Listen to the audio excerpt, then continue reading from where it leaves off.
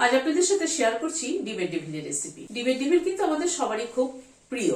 আর এই ডেভিলের আলুর যে পুরটা করেছি তাতে কিন্তু ভাজা মশলা, আমচুর পাউডার এবং কাসুন্দি দিয়ে দারুণ একটা চটপটা টেস্ট হয়েছে। একটু যদি বাইরের আলুর পুরটা যদি একটুখানি চটপটা না হয় তাহলে কিন্তু খেতে কিন্তু স্বাদ হয় না। এই জন্য ওই পুরটাকে চটপটা করার জন্য এই জিনিসগুলোকে ব্যবহার করেছি।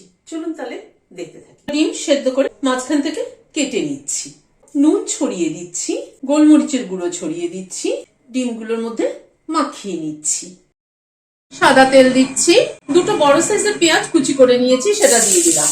এই মিনিট দুয়েক মতো একটুখানি নাড়াচাড়া করে নিলাম। এখানে আদা কুচি দিলাম 2 টেবিল চামচ। বাড়িতে যখন পড়বে তখন কিন্তু আদা কুচিটা খেতে কিন্তু দারুণ লাগে। এখানে 4টে কাঁচা লঙ্কা কুচি করে নিয়েছি। এখানে 500 গ্রাম মতো আলু সেদ্ধ করে খোসা ছাড়িয়ে স্ম্যাশ করে নিয়েছি। নুন দিয়ে দিলাম, কষিয়ে নিচ্ছি। মিনিট 2-3 মতো আলুটাকে কষিয়ে নিলাম। 1 চামচ গোলমরিচের গুঁড়ো ছড়িয়ে দিলাম, 1 টেবিল চামচ আমচুর পাউডার দিয়ে দিলাম, 1/2 চামচ চিনি ছড়িয়ে দিলাম।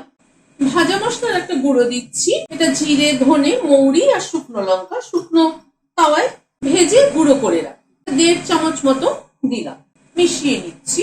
লাস্টে 1 টেবিল চামচ কাসুন্দি অ্যাড করলাম। এই কাসুন্দিটা কিন্তু চটটার টেস্টটাকে পুরো পাল্টে দেবে।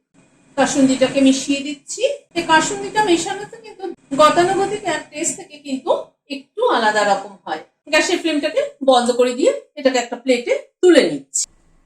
পুরটার থেকে খানিকটা আলু তুলে নিলাম, তুলে নিয়ে এরকম মাঝখানে একটু জায়গা করে নিলাম চেপে চেপে।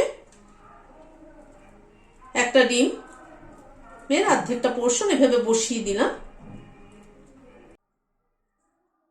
ওপরে আবার খানিকটা আলুর পুর নিয়ে এভাবে চেপে চেপে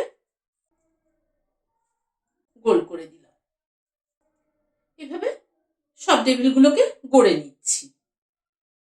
এখানে একটা ডিম ভেঙে নিয়েছি, অল্প একটু নুন দিয়েছি, ডিমটাকে ফেটিয়ে নিই। চপ তুলে নিচ্ছি, নিয়ে ডিমের গোলায় ডুবিয়ে নিচ্ছি। এবার ব্রেড ক্রাম্বসের মধ্যে কোট করে নিচ্ছি। একটু চেপে চেপে ব্রেড ক্রাম্বসটাকে লাগিয়ে নিচ্ছি। এইভাবে চপগুলোকে গড়ে নিচ্ছি। সাদা তেল গরম বসিয়েছি, চপগুলো ছেড়ে দিচ্ছি।